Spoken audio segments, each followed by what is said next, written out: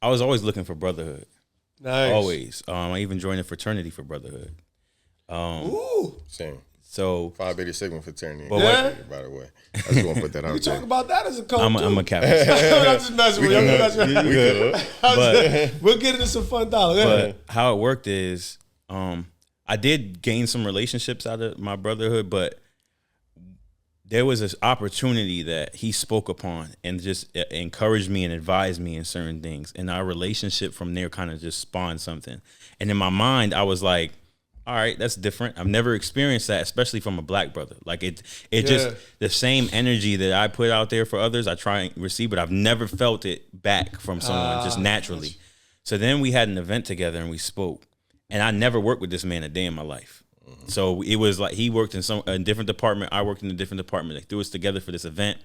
And it was just like he said in the opening, we know how to flow off of each other. That was natural. There's nothing we didn't rehearse nothing. We didn't go over anything. He started, I interjected. I interjected, he started. It just flowed. Wow. So then I was like, I don't know what this is or where this is coming from, but it was just it's something. I had an idea. Yeah. And I called him and he answered right away. And I was like, yo, this is my idea for a business. This is what you thinking about it. And he's like, bro, I'm in that necessary line of work already. I feel like we can combine what we have from what you know and what I know from the health mental side, the policy side, and from the student side. Because I work with students in a school setting. I know policy making from like a organizational standpoint as well. Yeah. So it was just like when we put our ideas together, it just flowed. And then what really stood up for me is we both had the mission of these kids. It's like these parents and society put kids in a place. It's just like the expectation is there for them to be known. And it's just like no one when the kid is pulled over with bricks in the back seat, drugs in the back seat, or something illegal on him. Sure. And he gets taken to jail. No one's saying to him, well, what was his? How did you regulate your emotions? You're going to jail. No one cares. Yeah. When you're in high school and you're in sophomore and you punch somebody in the face, it's like, oh, they're sophomores. Sure. No one's preparing you. You can't punch somebody in the face when you're 21. Yeah. You punch somebody, you going to jail. Yeah. So it's like that's what we came in and stepped in and said, you know what? Did we have it for ourselves? I didn't have that for ourselves. And from the conversations I've had with him, he didn't. We kind of just that logical that somebody higher than us, giving us, guiding us, telling us like, we don't do that. That's not how it was. But I have a bunch of friends. Like he said his father had kingpin charges. One of my friends got kingpin charges. It's like, no one tells you. And you're trying to, and the thing about what considered bad is, bad is just trying to make us way out. That's it.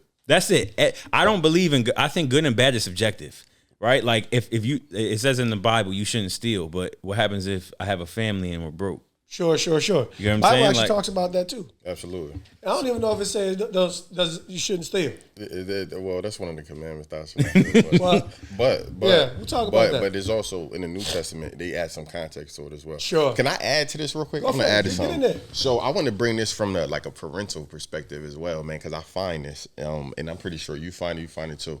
So what happens a lot of the times is, like, the kid go through I'm cute phase, right? Sure. Somewhere around like 11 and a half, now it's like you ain't, that cute stuff is gone. Now I got to be a little bit more assertive, a little bit more aggressive. But here what a problem, though. This is the issue with it.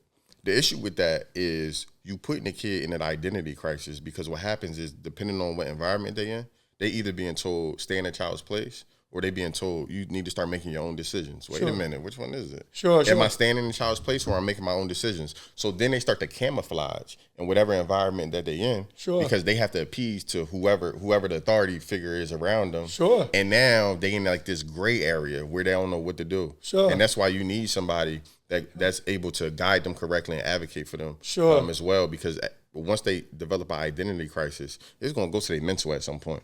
Honestly, I don't even know if it's truly a way completely around the perception of a crisis. Mm-hmm. I mean, like when you talk about that phase of growth and maturity, it's a stage where I've identified biologically changes are happening. Mm-hmm. Right, biologically changes are happening for this kid, and for young men, they think they're a man, or they think they should be a man.